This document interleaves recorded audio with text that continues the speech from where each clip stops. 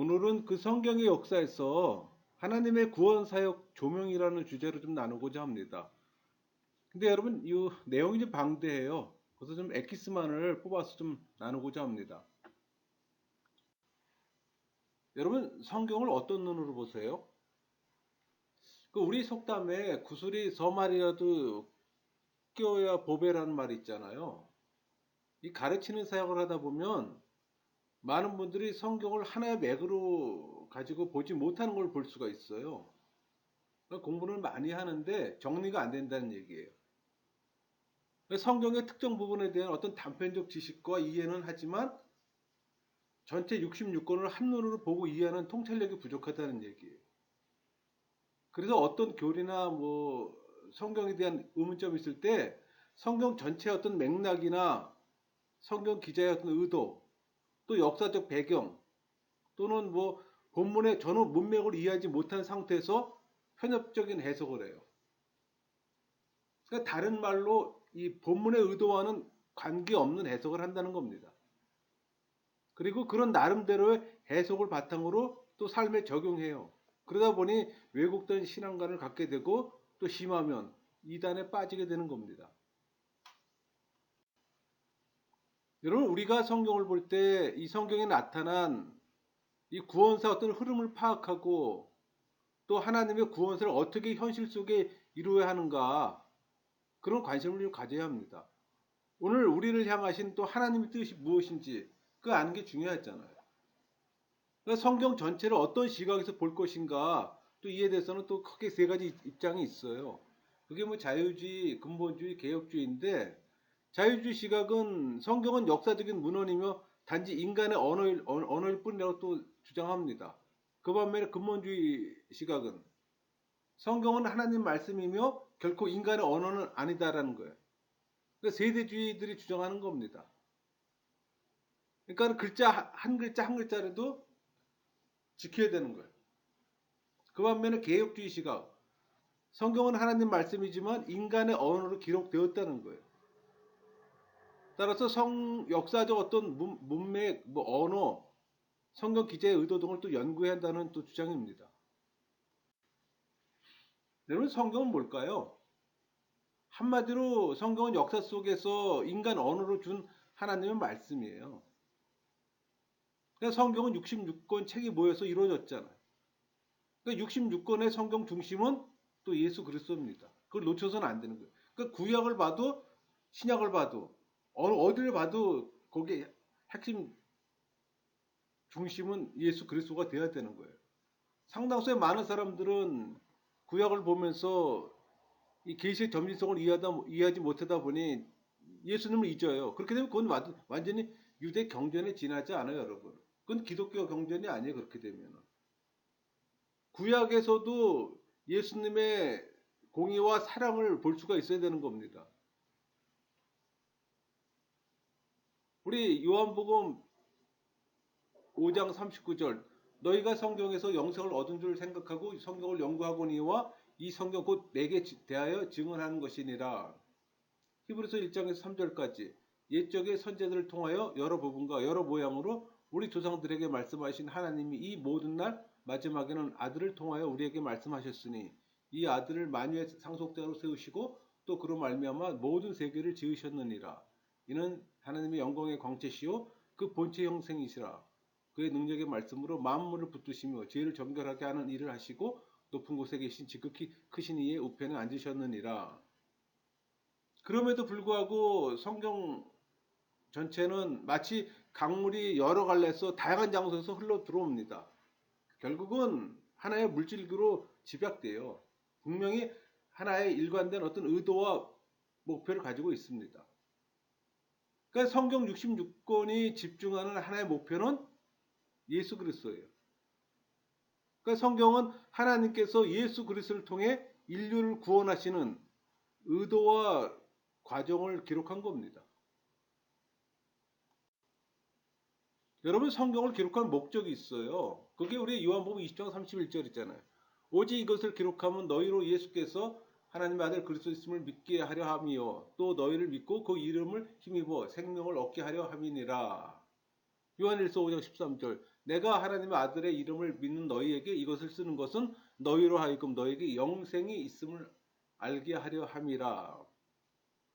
그러니까 성경 속에 나타난 이 하나님의 구원 역사를 구분해 보면 현재의 성경의 구분은 주저빌로 되어 있습니다. 또 이것을 역사적 순서로 배열해서 또 이해할 필요가 있어요. 성경 속의 역사 흐름은 대체로 크게 구분하면 표와 같아요. 뭐 더 세분할 수도 있습니다. 더 줄일 수도 있고. 또 여러 시대를 거치면서 성경은 예수 그리스도를 향한 어떤 예수 그리스도를 통한 일관된 어떤 구원 역사를 기록하고 있어요. 뭐 역사의 시작으로 창조 시대, 뭐 창세기는 아담부터 요새까지 다루잖아요. 그걸 또 두 개로 구분해 보면은 아담부터 아브라함 이전까지는 원 역사로 얘기합니다. 또 아브라함에서부터 요셉까지는 족장 시대로 보통 얘기를 하고, 그래서 아브라함, 이삭, 야곱, 요셉을 좀 다루죠. 그 다음에 중간에 이제 유다, 38장에 유다를 집어넣은 분이 인해서 예수의 어떤 그 계통을 뽑아내기 위해서 유다가 이제 삽입장으로 들어갑니다. 광야 시대 같은 경우는 그 출애굽 후부터 여호수아 시대까지예요. 또 정복 시대는 여호수아가 또 가나안 정복함을 또 말합니다. 그래서 뭐 중부부터 들어가서 남부, 북부 이렇게 해서 전체적인 가나안 땅을 정복하죠. 또 사사 시대 여호수아 죽음부터 사무엘까지 그때를 사사 시대라고 얘기를 해요. 뭐 14명, 뭐 15명 그렇게 얘기를 하는데 그 14명의 사사들이 통치를 하고, 또 왕국 시대 같은 경우는 사울왕부터 유다 멸망까지를 얘기를 하는데, 그것도 한 구분을 해보면은 뭐 분열 이전 시대, 남북 분열 시대, 또 북이스라엘 멸망 후 남유다 시대로 또 구분합니다. 그러니까 통일 왕국과 또 분열 왕국사를 다뤄요. 또 바벨론 포로 시대, 바벨론 포로 생활을 다루는 거고, 또 포로 귀환 시대에는 귀환 이후에 또 생활을 다루는 거예요. 그러니까 포로 귀환부터 말라기까지를 다루는 겁니다. 그리고 신구약 중간기, 뭐 성경에는 기록되어 있지 않아요. 그러나 우리가 이제 신구약 중간기 자료는 제가 항상 드리는 말씀이 있지만 거의 요세푸스에 의존합니다. 그리고 우리 외경의 마카비 상, 그리고 헤로도토스의 역사, 그 세 개의 범주를 벗어나지 못해요. 또 예수님 시대는 세례 요한부터 예수님 시대까지도 얘기를 하는 거고, 또 초대교회 시대는 오순절부터 사도들의 활동까지를 다뤄요. 그러니까 이게 전체 맥락에서 성경의 역사예요.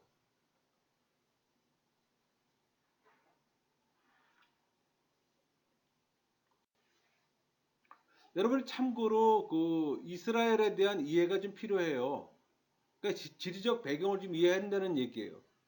여러분 지리적으로 성경을 읽을 때 여러분들이 지리에 대한 개념이 없게 되면은 성경이 입체적으로 보이질 않아요.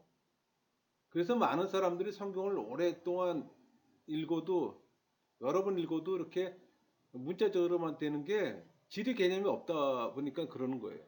그러니까 성경을 입체적으로 여러분들이 읽고 기억하려면 지리는 필수입니다. 근데 여러분 이스라엘 명칭은 다양해요. 뭐 가나안, 이스라엘, 뭐 팔레스타인, 레반트 이게 다양하게 부릅니다. 뭐 사실 크기는 우리나라 강원도 규모 정도입니다. 그러니까 지리적 위치는 메소포타미아와 이집트 문명의 접촉 지점인 그 비옥한 이 초생달 지역으로 보통 얘기를 합니다. 그래서 시대에 따라서 이 세계 열강의 각축장이 되기도 해요. 뭐 애굽, 아수르, 바벨론, 페르시아, 헬라, 로마 등. 또 종교적 독특성은 이 세계 열강 속에서 독특한 문화와 또 역사를 고수할 수 있었던 근원은 야훼 신앙 때문이었어요. 우리는 그걸 뭐 다른 말로 표현하면 선민 의식이라고 또 말하곤 합니다.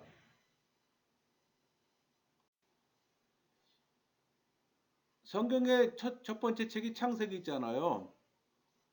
근데 창세기를 관통하는 핵심 구절이 이게 창세기 1장 1절하고 3장 9절이에요. 태초에 하나님이 천지를 창조하시니라. 여호와 하나님이 아담을 부르시며 그에게 이르시되 내가 어디 있느냐.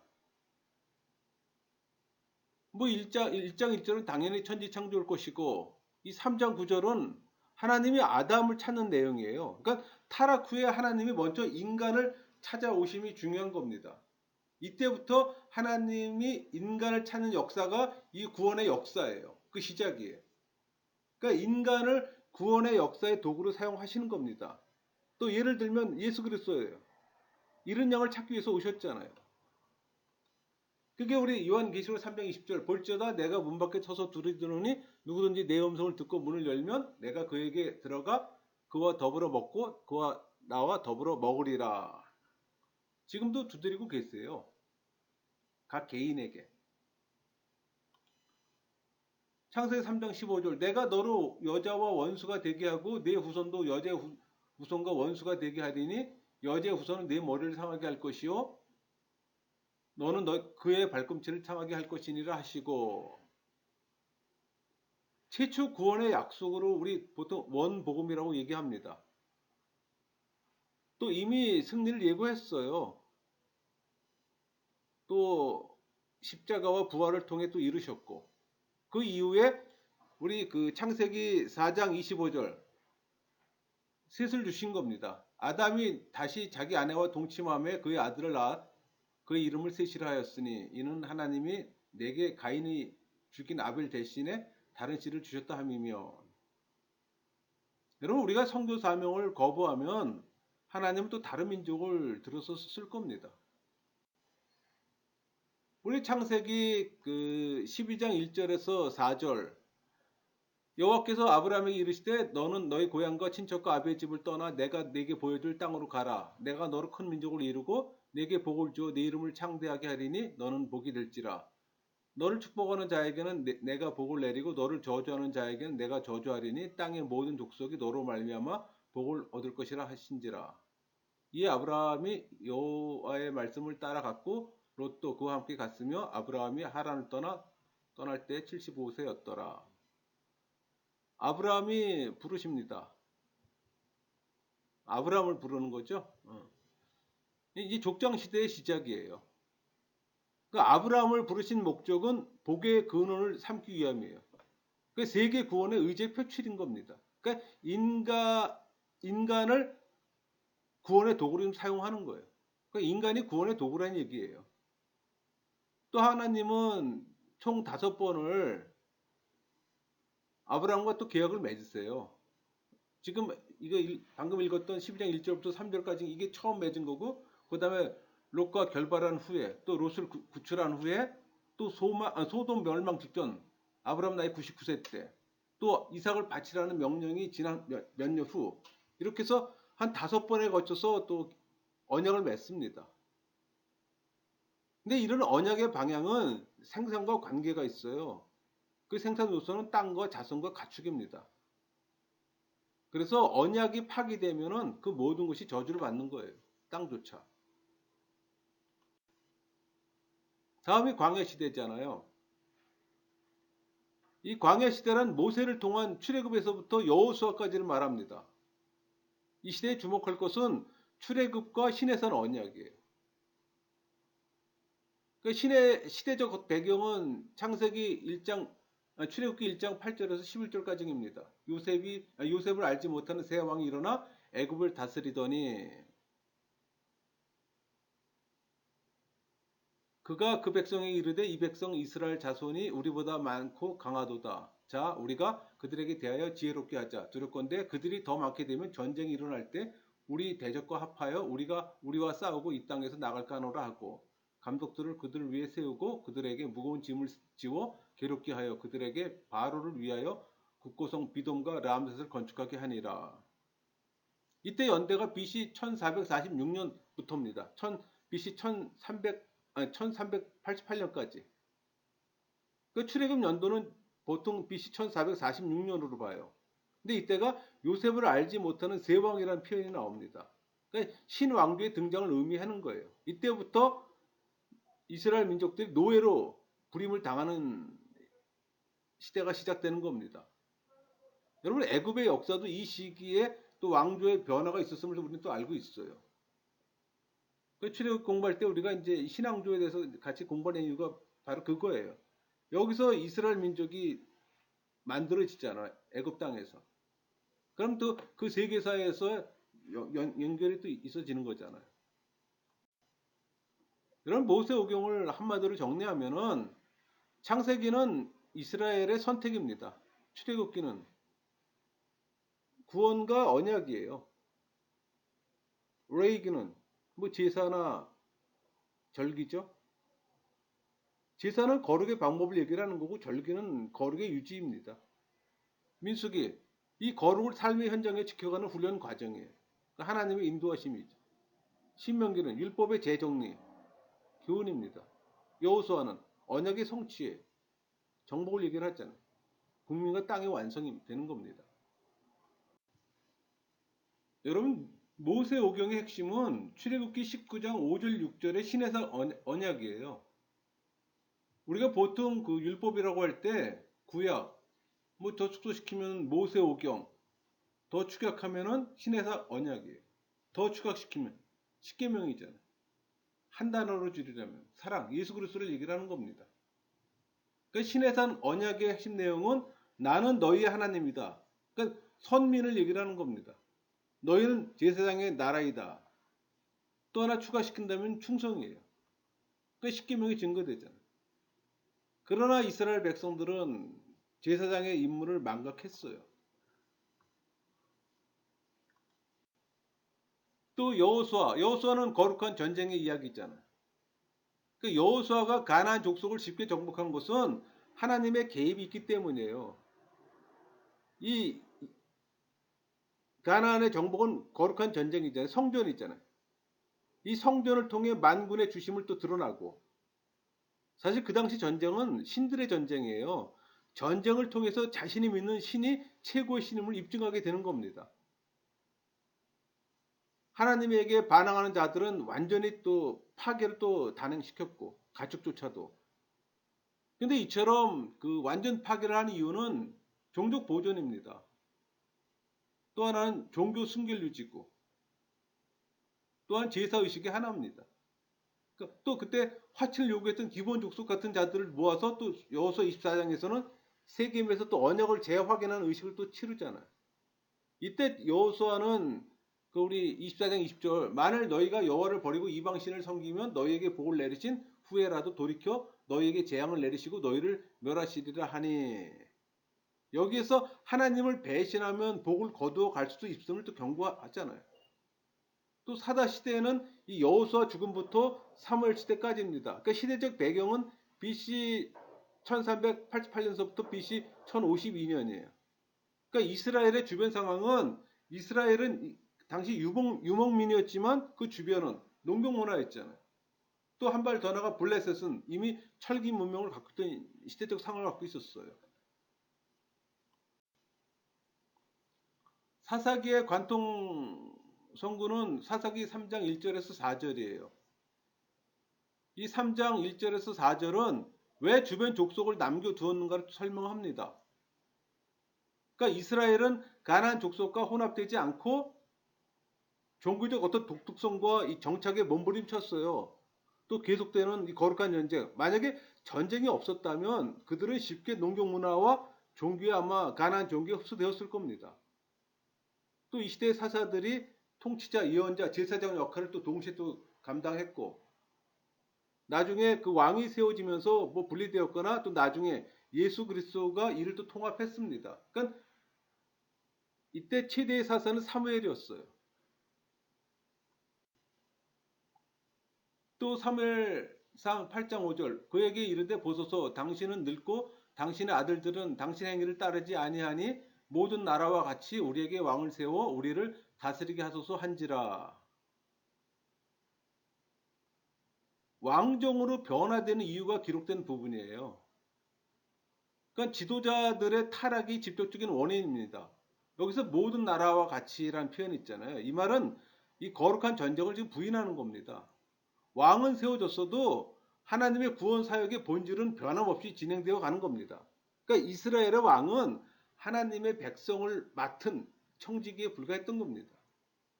그 당시 주변에 애굽의 바로는 자신을 신이라고 그랬어요. 바벨론은 신의 대리자라고 생각하던 그런 시대였어요.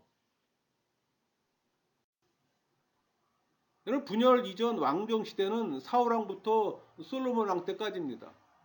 그러니까 사울, 다윗, 솔로몬까지 이 시대적 배경은 사울왕은 분열 전 그 BC 1052년에서 BC 932년이에요. 관통 주요 구절은 사무엘 하 7장 8절, 9절, 13절입니다. 그러니까 하나님은 후에 이 사무엘 하 7장에서 다윗과의 언약을 통해 다시 한번 인류 구원의 의지를 나타내요. 그러니까 다윗의 언약의 핵심이에요. 이제 다윗의 뿌리에서 이제 메시아가 날 겁니다.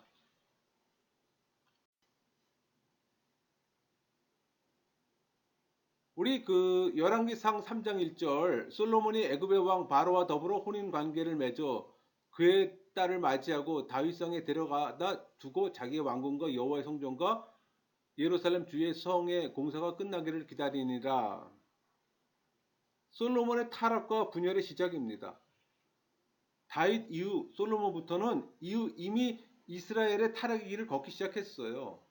그러니까 솔로몬은 이방 그 왕들의 딸과 정략적 결혼을 하잖아요. 그때부터는 이미 이제 타락이 시작되는 겁니다. 그래서 솔로몬이 그 부인이 뭐 700명이 첩이 300명씩 되잖아요. 또 자녀는 너무 많이 나서 알 수 없을 정도로 많이 낳고. 그러니까는 뭐 군대 관료 이런 문제로 또 세금을 많이 또 백성들에게 부과시켰고.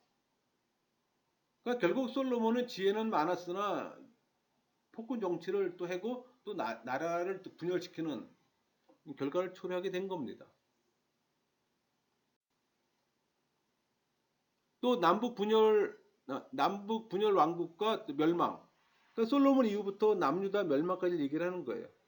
그러니까 시대적 배경은 남북이 분열되고 북이스라엘은 BC 722년에 아수르에게 멸망되고 남유다는 BC 586년에 바벨론에게 멸망당하잖아요. 근데 북이스라엘은 정통성이 없어요. 그러니까 다윗의 뿌리가 아닌 거예요. 뭐 유엘 정부 언약 정통성이 없다는 얘기예요. 근데 북이스라엘 수도는 사마리아잖아.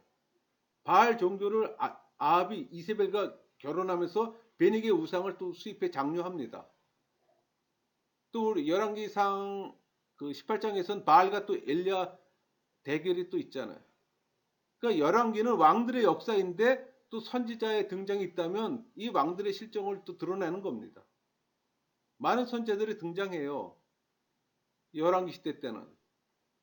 그러니까 요나는 뭐 아수르 니누에 또 파송되고 아모스는 또 정의의 하나님을 선포되고 호세아는 또 사랑의 하나님을 선포하잖아요. 그러나 그 반면에 남유다는 정통성이 있었어요. 비교적 평탄했습니다. 그러나 이 북이스라엘 멸망 후에 또 북이스라엘은 멸망하고 나서 역사 속에 사라지잖아요. 남유다의 왕 히스기야 왕은 그 반아수르 정책을 폈어요. 또 종교 개혁을 일으키고 그의 또 아수르 사네립이 또 18만 50명을 대군을 데리고 공격하잖아요. 그러나 또 여호와의 천사가 또 이들 공격을 또 막아 승리해주고 이 사건 후에 15년간 또 생명 연장을 받습니다. 그러나 또 바벨론 사신에게 창고를 보여준 또 실수를 범합니다. 문하셋 왕은 이사야를 톱으로 켜서 죽이잖아요. 근데 그런 건 11개는 안 나오고 역대하에 나옵니다. 아몬 왕은 악을 행하고 요시아 왕은 아수르를 물리치고 바벨론이 부상하던 이 시기로 이때를 신바벨론 시기라고 보통 얘기를 합니다. 그러니까 성전을 개혁하고 제사장 hil기야가 또 율법책을 발견해요. 요아스, 요시아 아들로서 그 여호야김으로 이름이 바뀝니다. 또 여호야김은 친애국 정책을 펴요.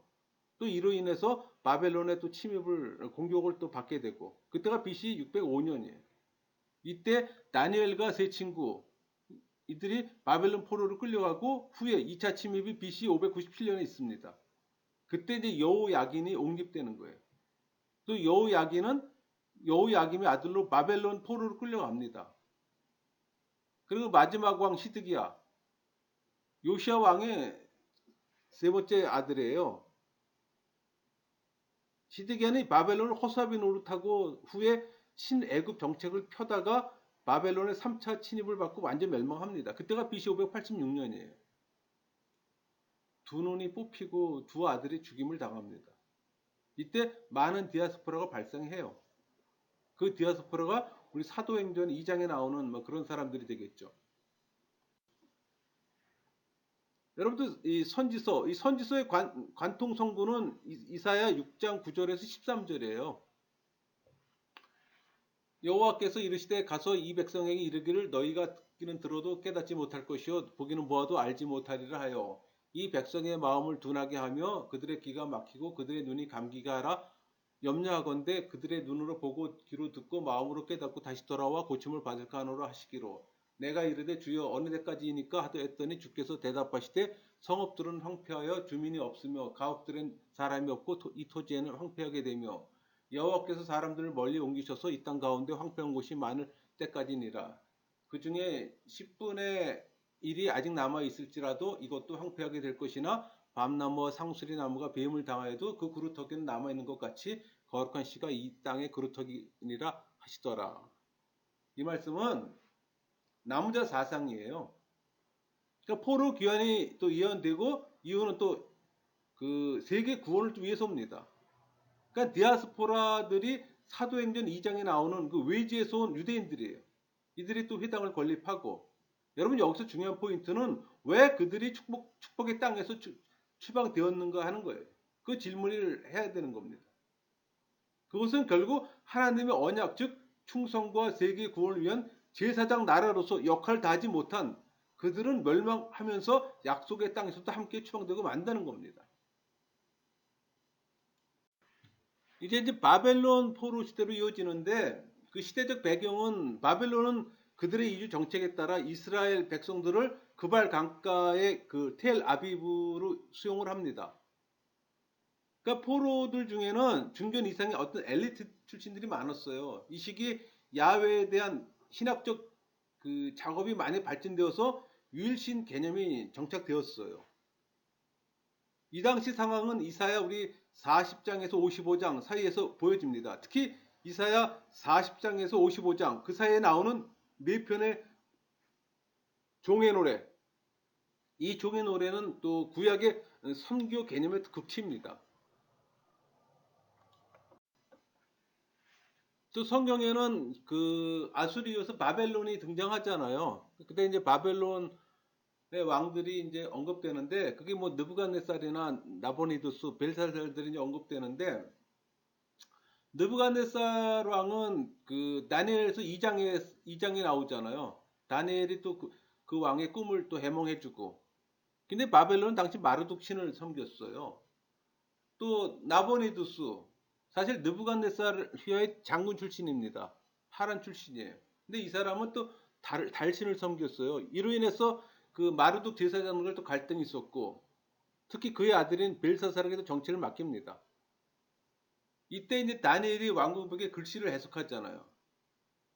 그 우리 다니엘서 5장 25절에 기록된 글자는 이것이니 곧 메네메네 데겔 우바르시니라.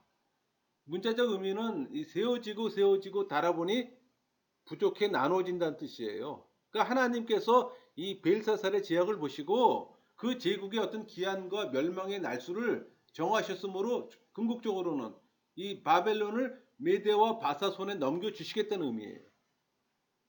예를 들어서 이제 페르시아, 이제 바사 페르시아가 등장하는 거죠. 이때 이제 등장하는 게 고레스 등장입니다. 또 고레스 때 포로 기한이 이루어지잖아요. 그때가 이제 BC 539년에 그 포로 기한 칙령이 내려지는 거죠. 이때 다니엘이 80세입니다. 그러니까 다니엘 총리의 영향이 컸어요. 또 바벨론 포로 기한은 또 3회에 걸쳐서 이루어지고. 이런 포로 생활을 통해 또 선교에 눈을 뜨게 됩니다.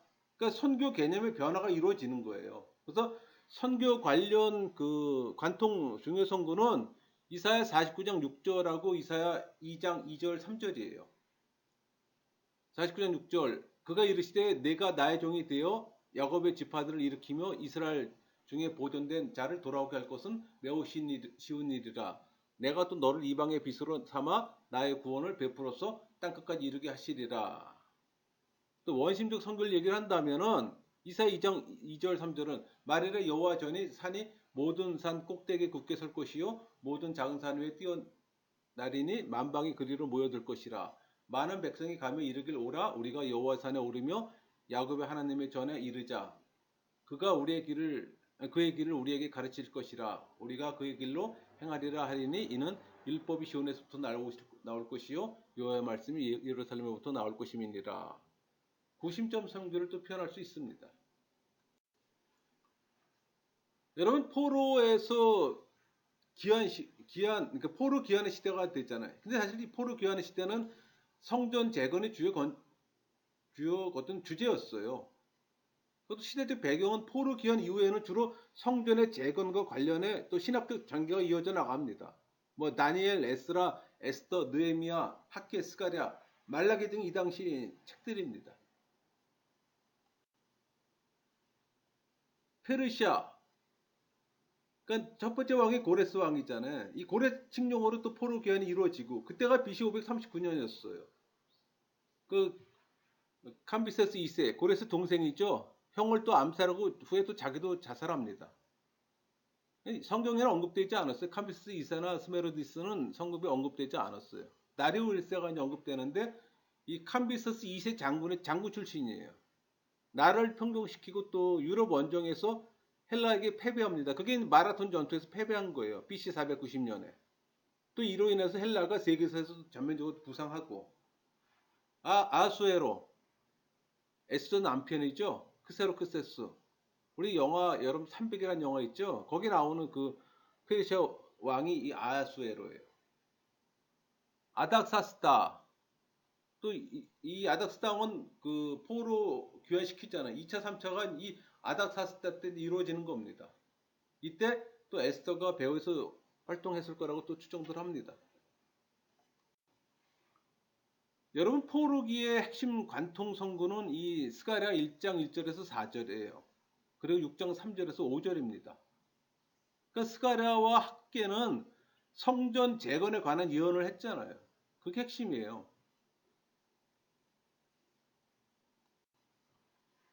중간기에 말라기가 활동한 이후 신약의 세례 요한까지 한 400년간은 선지자 활동이 없었던 시기였어요.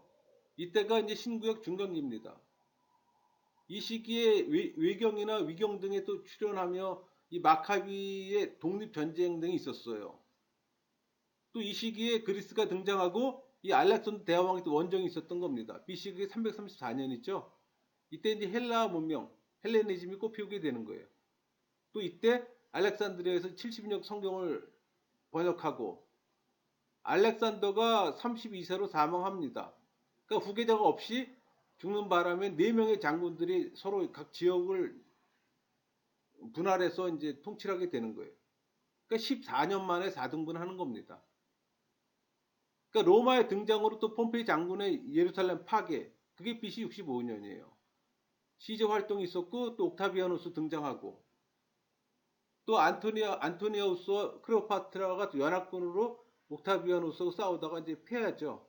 결국 이제 옥타비아누스가 평정을 하면서 아우구스티누스라는 황제가 되는 거예요. 성경에서는 아구스토라고 표현돼 있잖아요. 호정명령 내린 우리 신약에서 사복음서에서 호정명령 내린 황제가 이 아구스토입니다. 옥타비아누스. 그러니까 이스라엘에서는 헤롯이 로마를 등에 업고 또 분방학으로 활동하며 또 성전 건축에 또 열을 냅니다.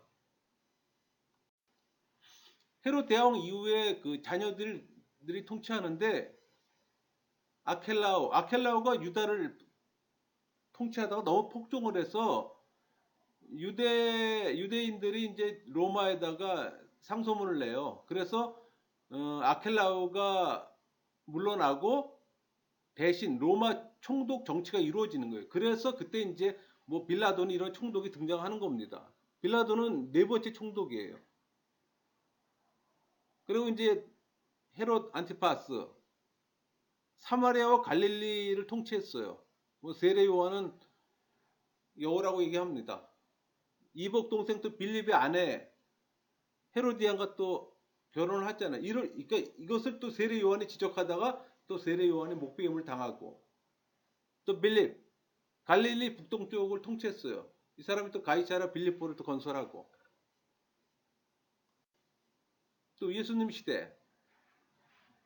그러니까 예수 그리스도가 공생에 들어서면서 최초로 외친 것이 회개하고 복음을 믿으라 아니에요. 우리 마가복음 1장 14절 15절 요한이 잡힌 후 예수께서 갈릴리에 오셔서 하나님의 복음을 전파하여 이르시되 때가 찼고 하나님 나라가 가까이 왔으니 회개하고 복음을 믿으라 하시더라. 그러니까 친히 전도하기 위해서 오셨음을 또 말씀하시는 겁니다. 우리 마가복음 1장 38, 39절 다른 가까운 마을로 가다 거기서도 전도하리니 내가 이를 위하여 왔노라 하시고 이에 온 갈릴리 다니시며 그들의 여러 해당에서 전도하시고 또 귀신을 내쫓으시더라. 부하로 승천하기 전까지 세계 온 족속에게 또 복음 전할 걸 명령하셨어요. 그게 이제 마태복음 28장, 마가복음 16장, 누가복음 24장, 요한복음 20장의 말씀입니다. 여러분들 한번 찾아보세요. 그거는. 또 교회 시대, 사도 시대라고 얘기를 하죠. 교회 시대 핵심 관통 성구는 이 사도행전 1장 8절, 베드로서 3장 9절, 요한계시록 22장 20절이에요. 오직 성령이 너에게 임하시면 너희가 권능을 받고 예루살렘과 온 유대와 사마리아와 땅끝까지 이르러 내 증인이 되리라 하시니라. 베드로서 주의 약속은 어떤 이들이 더디다고 생각하는 것 같이 더딘 것이 아니라 오직 주께서는 너희를 위하여 오래 참으사 아무도 멸망하지 아니하고 다 회개하기에 이르기를 원하시느니라. 또 요한계시록 22장 20절 이것들을 증언하신 이가 이르시되 내가 진실로 속히 오리라 하시거늘 아멘 주 예수여 오시옵소서.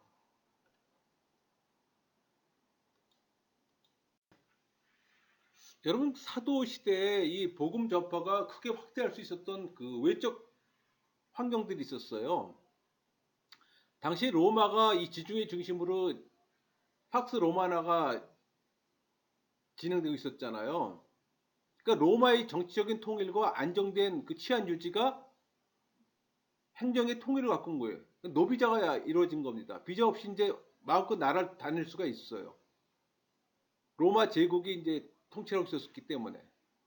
또 이 상업의 발전으로 도로가 또 발달했잖아요. 그래서 어떻게 하면 모든 길은 로마로 통한다는 말이 있었잖아요. 그러니까 도로망의 발전이에요. 쉽게 이동할 수가 있다는 얘기입니다. 또 알렉산더가 원종을 헬라어가 공용어가 됐어요. 만국 통일어가 된 겁니다. 헬라어가. 사실 로마는 라틴어를 사용했음에도 불구하고 자기가 지배했던 온 나라가 이미 헬라어를 사용하고 있었던 거예요. 그러니까 언어가 통일이 이루어진 거예요. 그리고 그때 이미 70인역 성경이 있었던 겁니다. 셉타진트라죠. 히브리어를 헬라어로 번역한 성경이 이미 있었어요. 알렉산드리아에서 그 BC 300년에 고대 코인의 헬라어를 만들었잖아요. 그러니까 그 당시 노비자, 도로망 발전, 언어 통일, 70인의 성경 이것으로 인해서 짧은 시간에 복음이 전파될 수 있었던 겁니다. 근데 그때 로마는 이미 세계를 지배하고 있던 제국이었기에 종교가 또 혼합적이었어요. 다종교란 얘기예요. 또 사람들에게 신뢰를 많이 잃었습니다. 성적으로 문란해졌어요. 로마가. 원래 경제가 부흥하면은 성은 타락하잖아요. 성적 문란이 온 겁니다. 그러나 기독교는 유일신을 주장했잖아요. 그게 관심을 끌었던 거예요. 다종교 사회에서. 또 로마 제국이 도덕적으로 타락했었잖아요. 그러나 기독교는 고도의 어떤 윤리를 가지고 있었던 겁니다. 그러니까 쉽게 사람들이 받아들일 수 있는 부분도 있었던 거예요.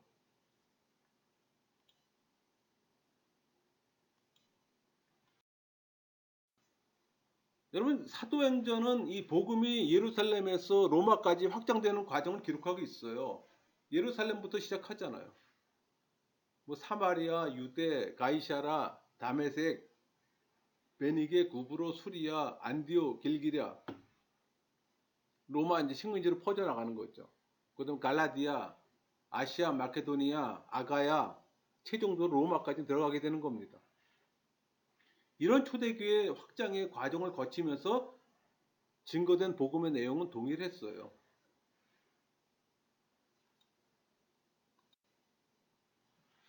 그 사도행전을 보면은 예루살렘에서 시작된 복음은 그 중심이 안디옥 교회로 이동했습니다.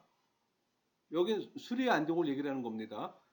이것이 16장에서부터는 유럽으로 또 사도행전 로마까지 기록하고 있어요. 그 후에 17세기, 18세기는 영국으로, 19세기 말에서 20세기는 미국으로 선교 시대가 이어지는 겁니다. 현재도 세계 선교사의 많은 수가 미국 선교사잖아요.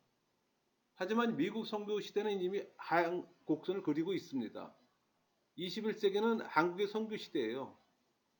지금 뭐 코로나 때문에 복음 전파에 지금 벽이 생기고 어려워지지만 그래서 뭐 온라인으로 또 환경이 또 옮겨지고 있는 시대입니다. 여러분 정리할게요. 여러분 성경에 나타난 하나님의 의도는 전 인류에 대한 구원입니다. 성경은 구원의 책이에요. 다른 걸 찾으면 안 됩니다. 이스라엘의 역사는 곧 하나님 구원의 역사예요. 또 하나님은 이 구원의 역사를 직접 이루어 가시면서 주관하세요.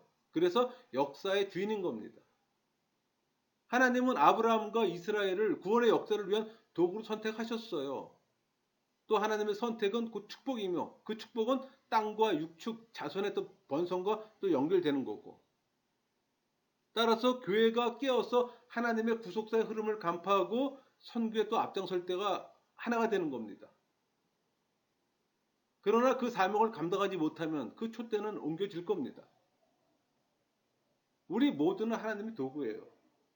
그래서 선교는 신앙인이 담당해야 하는 겁니다. 이제 현대 구속사의 흐름의 주역은 이제 청년들의 목이에요. 우리는 또 그들에게 또 마지막 희망을 걸어봅니다. 또 그들 위해서도 기도해야 하는 거고. 말씀 마치겠습니다.